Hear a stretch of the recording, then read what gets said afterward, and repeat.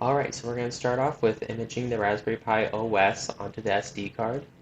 So what you're going to do is double check and make sure that the SD card is plugged in and empty. And now what you're going to do is go to raspberrypi.com/software and download it for the proper OS. I have Windows, so that's what we're going to do. You're going to wait for the imager to download, and then you're going to run the setup wizard.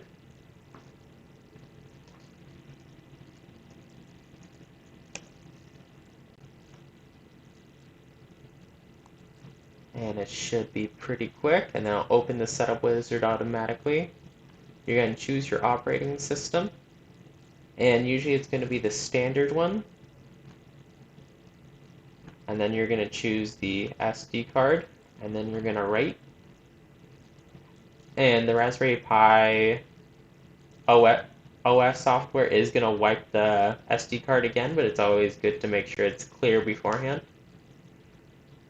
And it will begin writing the software onto the SD card. And this will take a moment, so we're going to go ahead and set up the actual physical Raspberry Pi while this goes. Alrighty, so what you'll need is the Raspberry Pi case, these little bits right here, a mouse, a keyboard, the charging cable with the adapter on, and the Raspberry Pi itself. So what you're going to do first is you are going to insert it like so. Make sure it's nice and snug in there. And now you're going to slide the top cover on top. Make sure to be careful not to touch the actual circuits, as any discharge from your hand could potentially fry the circuits. There we go. You do have to force it a little bit, but as long as you're not actually directly over the circuit, you're fine. And then the last part, you're going to put the cover on, which will go on the other way. And now you're going to go ahead and plug in the cable.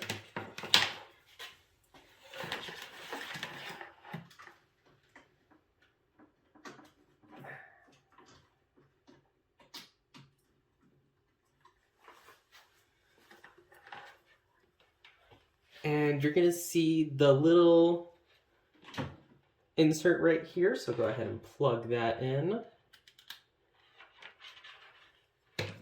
Something I do also have to mention is you do need a monitor with an HDMI compatible port or an adapter that will allow you to hook it up to something with an HDMI cable. And you're going to plug it into the side of the Raspberry Pi right here.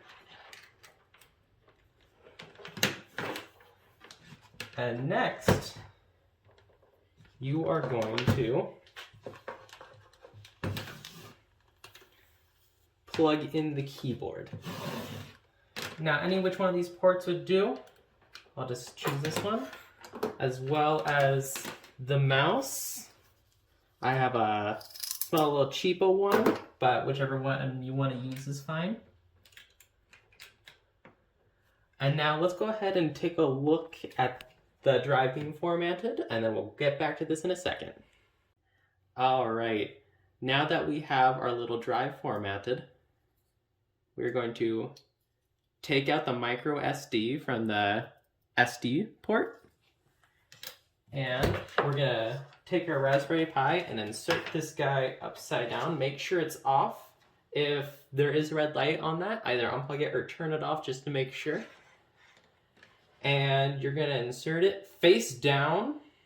If you have the Raspberry Pi upside down, you'll have it facing towards you. Insert it like so on the edge right here, closest to the charging area. And now that that's ready, we're gonna power this on. And on the screen, you should see it boot up for the first time. If you do see that little line right there in the corner, I'm not sure if y'all can see it. Is all ready to go. And you're going to select your country. Obviously, we're in the United States. Time zone. And the closest one to us is going to be Denver. And we're going to use the English language and US keyboard.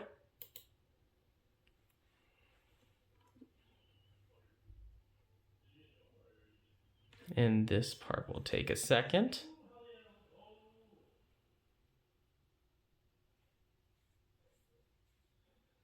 And the setup itself is pretty straightforward, but I'll go ahead and keep on taking the video just to make sure y'all know what's going on.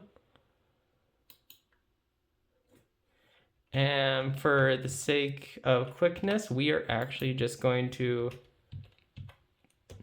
do 1, 2, 3, 4 for the password.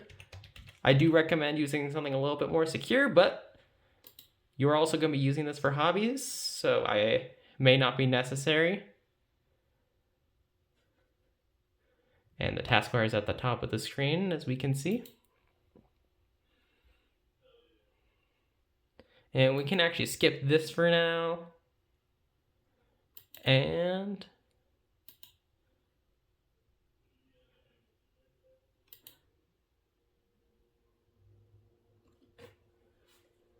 all right, and your Raspberry Pi is all good to go.